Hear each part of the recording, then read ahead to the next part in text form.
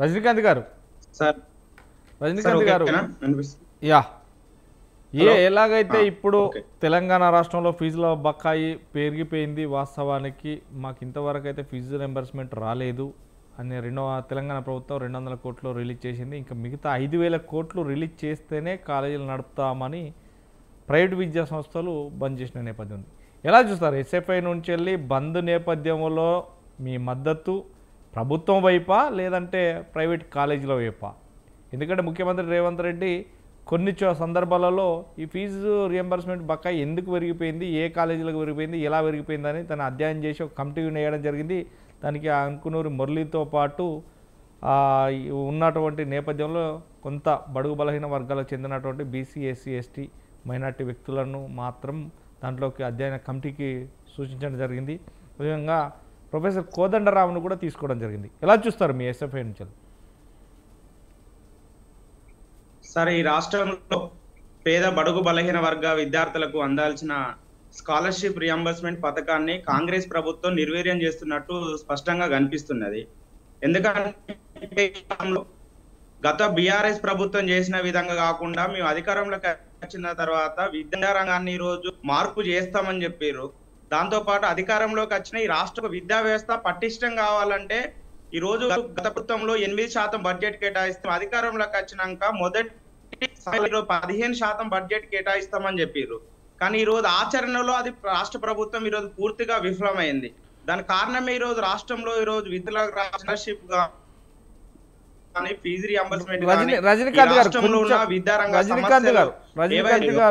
గారు కొంచెం వెనకాలకు జరుగుతారా? కొంచెం వెనకకు గో బ్యాక్ ఇంకొంచెం మీ హెడ్ కట్ అవుతుంది.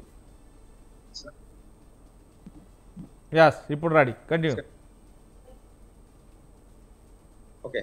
ఈ రాష్ట్రంలో ఏదైతే ఉందో ఈ రాష్ట్రంలో ఇప్పటికే అధికారంలోకి వచ్చిన తర్వాత ఒక విద్యా కమిషన్ ఏర్పాటు చేసి 22 నెలలు గడుస్తుంది. రాష్ట్రంలో కాంగ్రెస్ ప్రభుత్వం అధికారంలోకి వచ్చిన ఈ విద్యా కమిషన్ ఎందుకు ఈ రాష్ట్రంలో విద్యార్థులు ఉన్నత విద్యలో చదువుతున్న విద్యార్థులు ఈ రోజు స్కాలర్షిప్ గానీ రియంబర్స్మెంట్ గానీ ఈ రోజు ఇష్యూ పైన విద్యార్థులు ఉన్నత విద్యకు ఈరోజు దూరం అవుతున్న పరిస్థితి కనిపిస్తున్నదని ఎందుకు రాష్ట్ర ప్రభుత్వం రాష్ట్ర మంత్రికి ఇప్పటి వరకు రిపోర్ట్ ఇవ్వని పరిస్థితి ఉన్నది. ఇప్పుడు మళ్ళీ ఒక ఈ రోజు కమిటీ ఏర్పాటు చేసిర్రు.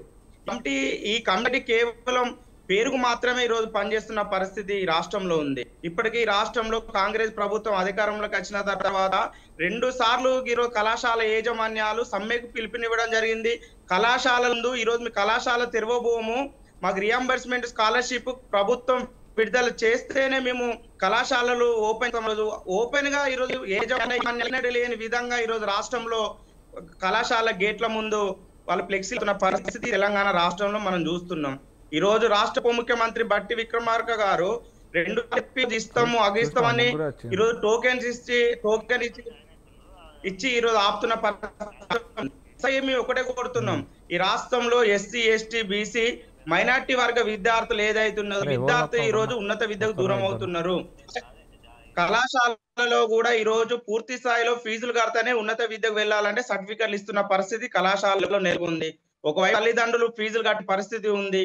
కాబట్టి రాష్ట్ర ప్రభుత్వం ఈ రోజు కమిటీల పేరుతో ఈ రోజు కాలం గడపడం కాదు, తక్షణమే సకాలంలో ఈ రోజు రాష్ట్రంలో ఉన్న పూర్తి స్థాయిలో పెండింగ్లు ఉన్న స్కాలర్షిప్ రియంబర్స్మెంట్ విడాల్సిన బాధ్యత రాష్ట్ర ముఖ్యమంత్రిది, రాష్ట్ర ప్రభుత్వానిది.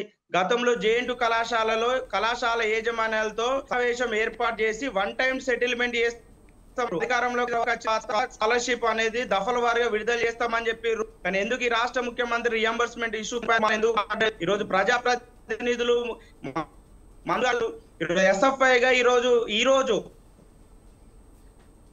ముట్టడి చేయడం జరిగింది విద్యార్థులతో కలుపుకొని పెద్ద ఎత్తున. కానీ అయినా కానీ రాష్ట్ర ప్రభుత్వానికి ఈరోజు చిత్తశుద్ధి లేని పరిస్థితి ఉంది. ఈరోజు ఐసులు ఉన్నా లేకుంటే కమిషన్లు ఉన్నా లేకుంటే కమిషనర్ లేకుంటే శాఖ కార్యదర్శులు ఉన్నా ఎవరున్నా కూడా ఈ రాష్ట్రంలో పేద విద్యార్థులకైతే అన్యాయం చేస్తున్నట్టు స్పష్టంగా అనిపిస్తున్నది. మేము వ్యతిరేకిస్తున్నాం. తక్షణమే రాష్ట్రంలో రాష్ట్ర ప్రభుత్వం నిర్లక్ష్యం చేయకుండా పెండింగ్ లో ఉన్న స్కాలర్షిప్ ఫీజు రింబర్స్మెంట్ బకాయిలను విడుదల చేయాలి. ఇప్పుడు 3 నెలల కాలంలో రిపోర్ట్ ఇవ్వమని చెప్తున్నారు. అంటే ఈ కాలం వరకు ఈరోజు మేము విడుదల చేయమని అర్థం. అంటే ఇంకా 3 నెలల వరకు విడుదల చేయకుంటే ఇప్పటికే అన్ని యూనివర్సిటీలలో సెమిస్టర్ ఎగ్జామ్ సంబంధించిన పరీక్ష తేదీలు రావడం జరిగింది. ఇప్పటికీ కళాశాల యాజమాన్యాలు రియంబర్స్మెంట్ చేయకుంటే మేము పరీక్షలు నిర్వహించము అని స్పష్టంగా గతంలో చెప్పినా ఇప్పుడు కూడా చెప్తున్నాయి. కాబట్టి ఇలాంటి నిర్లక్ష్యం చేయకుండా రాష్ట్ర ప్రభుత్వం విద్యార్థుల పైన కక్ష సాధింపుగా ఉండకుండా తక్షణమే అందరికీ ఈ రాష్ట్రంలో ఉన్న పెండింగ్ బకాయిలు కూడా పూర్తి స్థాయిలో చెల్లించాలని ఎస్ఎఫ్ఐ చెప్తున్నాం. ఈరోజు యాజమాన్యాలు కూడా ఈరోజు బడ్జెట్ కళాశాలలు కొన్ని వృత్తి కళాశాలలు వొకేషనల్ కళాశాలలు ఇబ్బంది పడుతున్న పరిస్థితి ఈ రాష్ట్రంలో ఉంది. ఇంతకుముందు బ్రదర్ చెప్పిండు, మేము ఈ రాష్ట్రంలో ఈరోజు ఇంజనీరింగ్ కళాల్లో ఈరోజు డొనేషన్లు ఫీజులు తీసుకుంటారని చెప్తున్నారు. ఈరోజు ఈరోజు హైయర్ ఎడ్యుకేషన్ చైర్మన్ ఈరోజు బాలకృష్ణారెడ్డి గారు ఈరోజు ఉన్నారు. ఈ చైర్మన్ కు ఉన్నత విద్యాలయ చైర్మన్ కే ఎస్ఎఫ్ఐ గా దఫల ఇంజనీరింగ్ కళాశాలలో ఇలాంటి ఫీజు డొనేషన్లు తీసుకుంటున్నారు. విద్యార్థుల దగ్గర లక్షల రూపాయల ఫీజులు వసూలు చేసుకుంటున్నారు. ఎందుకు ఈరోజు చర్యలు తీసుకోలేవు? కనీసం అక్కడ నుండి సమాధానం లేరు. అలాంటి వారే ఈరోజు ఈ కమిటీలో ఈరోజు సభ్యులుగా ఉన్న పరిస్థితి ఉన్నది. కాబట్టి రాష్ట్ర ప్రభుత్వం విద్యా రంగానికి ఖచ్చితంగా ప్రాధాన్యత ఇవ్వాల్సిన అవసరం ఉంది. గతంలో ప్రభుత్వాలు వ్యవహరించిన విధంగా ఈ ప్రభుత్వం వ్యవహరించద్దు.